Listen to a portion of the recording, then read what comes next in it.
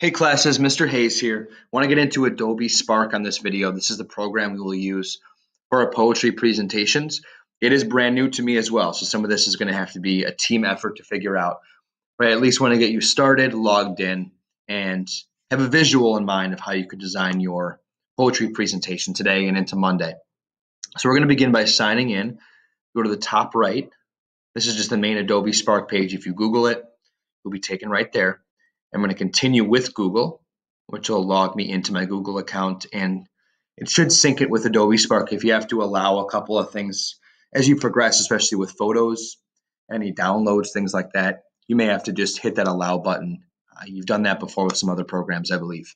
So now we're into the main Adobe Spark homepage. We're all going to be doing this one, slideshow the video. So I'm going to click on that to open a new slideshow.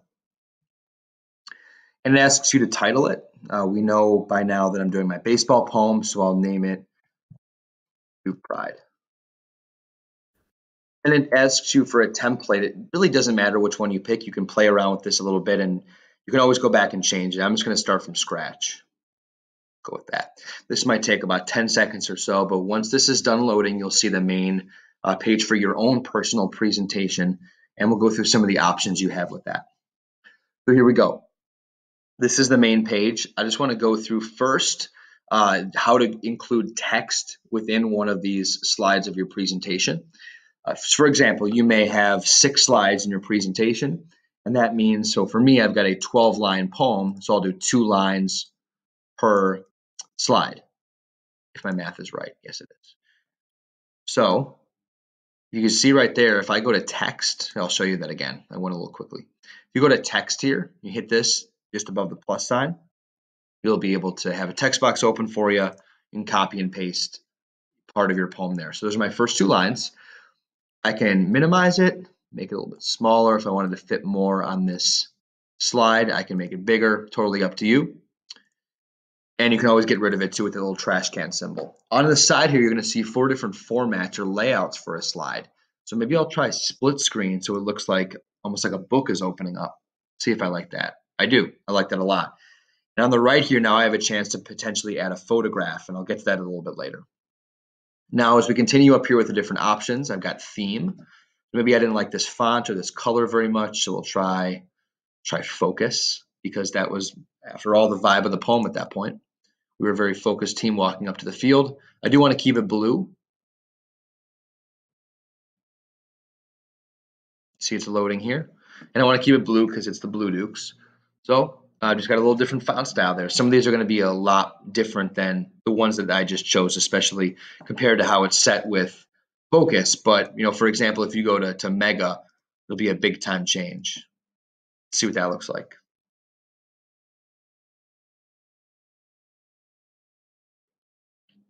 So you could do this one instead. I like how it fills the entire box, so I'm going to keep it at this. No, it's not the perfect blue, but that's okay. Then you can choose either widescreen or square, so you can change the style of the box. If you want a little bit thinner, you go square. I like it more widescreen for this one, so I'm going to keep it at that setting. And the last one over here is music. So for music, you can do some background music to each slide on your slideshow, which is cool. You may want to have it fit the tone and the vibe of the poem in that given moment. So for me, thematic would be good because we're setting the stage for this big game, so I'll do horror movie. If you check that here, you'll see it loads up, and then once the circle goes away, which it just did, you can play it and test it. It's good. I like that. That definitely fits the vibe of the nervousness of this game. And then, so those are your 4 options. Now, there's 2 other things I do want to show you here to start. The first is if you go over this plus sign again, you can add a photograph. Now, there's a lot of different options here. I recommend Google Photos as the way to do it. I'm going to show the class how to do Google Photos as far as an app on your phone and the process I took to be able to get my photos up on Adobe Spark. So if you'd like me to go over that with you again, I will, but I will probably reveal to the whole class all in one swoop. And then there's a chance to upload some photos or connect to your Google Drive. Again, you may have to play around with this a little bit. I found the best way is to upload a photo from my phone and email it to myself on my email account.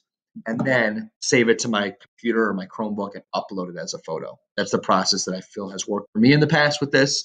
You can also connect to Google Drive. If you have the Google Drive app on your phone, you can upload a photo to that app. It should save on your Google Drive, then you can access it through Adobe Spark. Some of this has been, a little bit trial and error, whatever works best. If you're having trouble with this, if you're unable to upload a photo that's more personal, what you can do is use one of their stock photos. So you can find their free photos here. That's an option. And then a bunch of different baseball ones will come up. This one actually fits really well. This might even be the best option of all of them because it is essentially what we're doing in the poem. We're walking to the dugout. We've got our bats on our shoulders. We're getting ready for this big game. What you also may want to do is use Google Slides. You go to Google Slides. Here, I'll show you. Go to Google Slides. There's going to be an option to download a slide as a JPEG. This is going to be really good if you want to do like a collage, if you want to have 3 or 4 or 5 photos in one part of one of your slides on Adobe Spark. If you do a blank presentation, let's say I've now uploaded on this blank page here, I've uploaded 4 photos from that baseball team in my poem, and I want to include them all almost like a collage. What you can do is, pretending that my photos are right here, if you go to File, Download as a JPEG, it'll download as a JPEG to your device, your Chromebook, and then you can easily upload it and have 4 photos pretty much in one box here on your Adobe Spark presentation. So keep that in the back of your mind too. Last thing I want to show you is this voiceover. So what you will do, as you know from Thursday's lesson, is you are going to have to do a voiceover recording of your poem. You're reading it out loud. May not be Maya Angelou doing Still I Rise, but you want to do your best performance and really sell this. So in order to do that, you're going to have to hold down this microphone. You have to click down on your Chromebook. And once you hold it down, you're going to see numbers come up. See that? 0, 1, 2. That means you are recording. And then I'd be reading, morning dew hugging the turf field, trudging to the dugout, baseball life on the line. And once I'm done, I let go. It'll say nice work if it's successfully recorded, and then you can play it, and it'll play over the music too. So that's a really cool way to have both music and a voiceover at the same time. If you don't like it, if you wanted to re-record, you can hit this, remove narration, and start over again. I'm going to get to how to share a link once you're done with this project on Monday, so we'll put that off to the side for now. This is my familiarity with Adobe Spark. I'm sure there's other great things that you might be able to find with your classmates today and Monday. Please share those with me. Let me know. Share them with your classmates. I can even bring you up and have you show the class.